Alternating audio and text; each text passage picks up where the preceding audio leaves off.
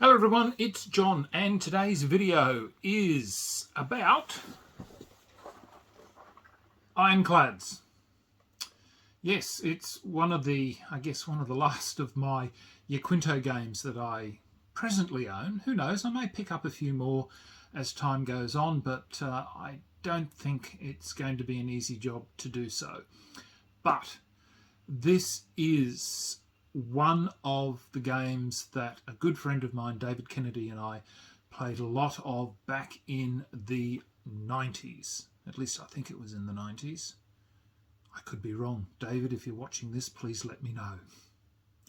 Anyway, this is by Yaquinto Games. It is a brilliant game, in my opinion. I guess it may not appeal to a lot of the younger people today because it's got too many rules. Anyway, let's see what the contents are and why I think it's a wonderful little game. Right, we are looking at Ironclads, a tactical level game of naval combat in the American Civil War, and the expansion kit. And you know what's even better is when I actually have duplicates. Yes, I actually have spares, and that's what makes it even nicer. Yes, it was, I don't know how I ended up with spares, but I did. But this is Ironclads, and I played this game with a very good friend of mine. When did I play this now? It would be, I think, sometime in the 90s. And I played this with a good friend, David Kennedy. And he and I would go to his place. I think he was living in somewhere in Wynnum, I think. Somewhere towards the Bayside, and I would go over to his place and we would play Ironclads. And I think towards the end, I can't remember, we may have had a program that calculated the hit locations in the end. I can't quite remember, but that was half the fun, was working out the damage when you were hit. But look, these are, I think what I've done is I've put all the rules and everything in one box and perhaps all the counters in the other, but who knows. But as you can see, the rules are beautiful and pristine, and the rules in themselves might be a little complex, but it is nice in the fact that it also covers wooden ships as well as just the ironclad. So you do get to cover a fair range with this period. So it's not just, I guess, the American Civil War, because it does cover, I believe, English ships and some other nations as well. So it is a fairly decent set of rules. Again, it is I guess an impulse movement game from memory, where you're plotting your movements, and you get to choose when you decide to fire your guns. And obviously, once your guns have been fired, you've more or less shot your load. So it's very important when you do and don't decide to fire your guns, and then you've got to have the number of crew to be able to, to load your guns. If you don't have enough crew to load your guns, then clearly you've got to decide which guns you want to load. So if you've got certain guns of a certain caliber, you've got to make decisions. So it really does come down to a rather tactical game in how you are going to carry out your naval warfare. So it is, in my opinion, a really, really good game. And certainly David and I really did enjoy this Really did enjoy this period. It was nothing more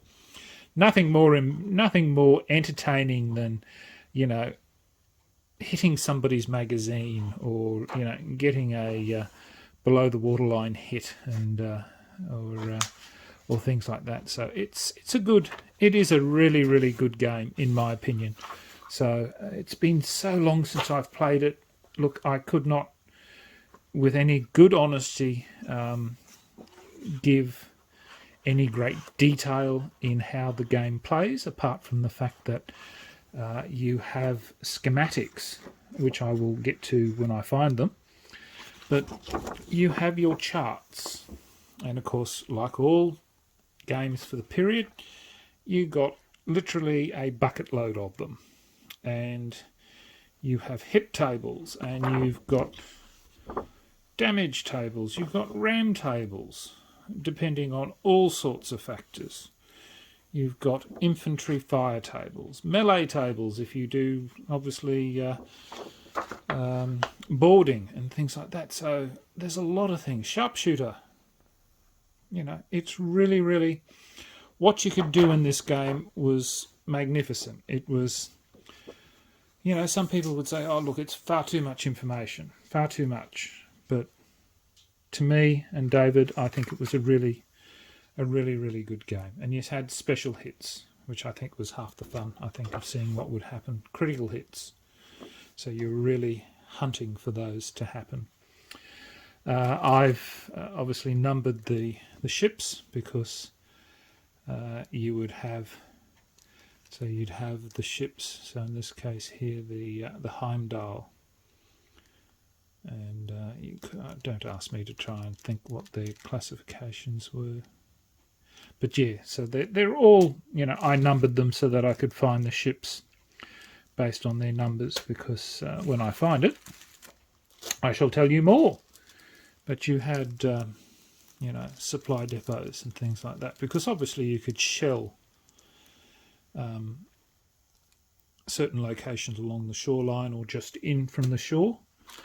And there were fortresses. So here we had Fort Jackson. So it made for a really good, in my opinion, game. So that was there. So these were the maps, and so you had there were quite a number of them, and I think the white lines were, depending on the scenarios you played, I think they would state what were, for instance, sandbars, or might be islands, and what would be riverbanks and things like that. I think the green might have been riverbanks, white might have been sandbars and things like that. So, but don't quote me on it. I'm running on memory. So it was really good. So you had quite a few maps that you could link together to play your scenarios on. So it was obviously in many cases for river, and that in itself was nice. So then you've got obviously all your counters. Obviously I made the counters for all the specials.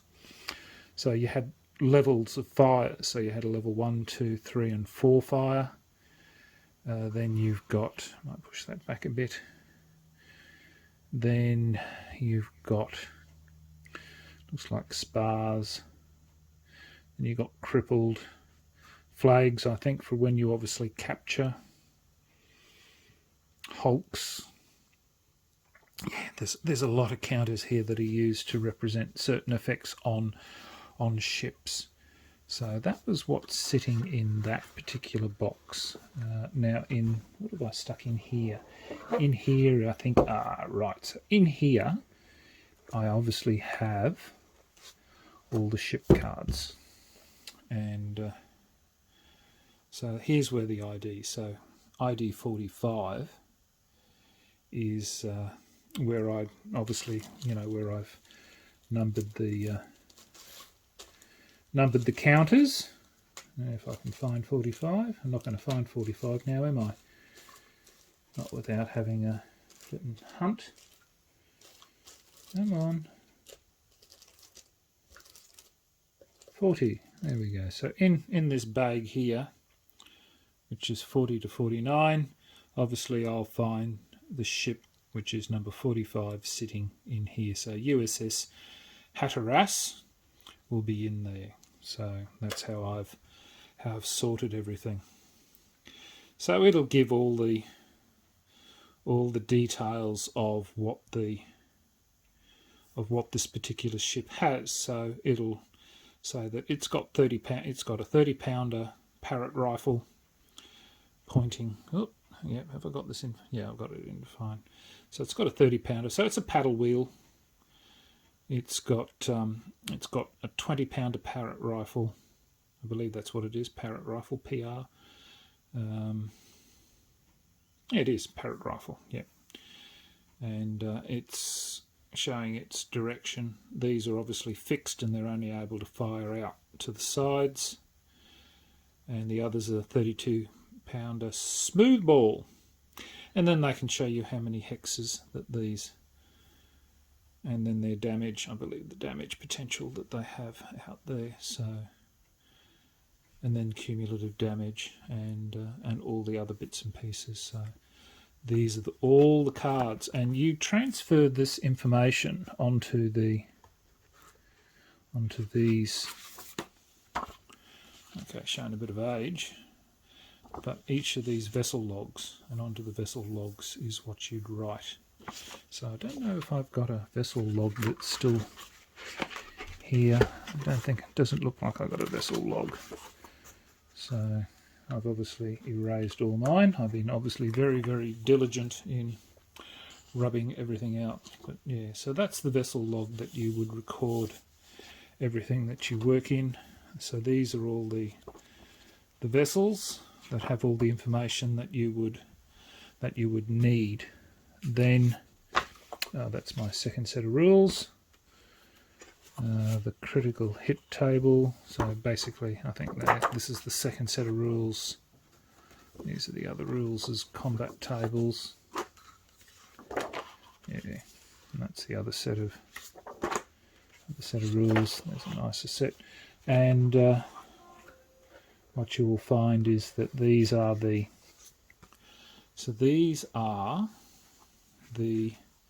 templates for the guns as to their spread effect. So I'm going to have to see a friend of mine to see if he can laser cut these onto perspex, so that I can get them done, because I think they'll be quite nice. I think so. That's on my to-do list. So these must be all the extras that I haven't done. So there you go, HMS. So these are British ships that are there as well. So all in good condition, which I'm quite happy about. So anyway, look, there you have it. That is my copy from Yaquinto of Ironclads, which, as I said, is a really, really good game. And I would recommend that if you have not played it, that you really do, do yourself a favour. Go get it. It's brilliant. So, look, thank you very much for your time. Till next time, signing off, the Honourable John.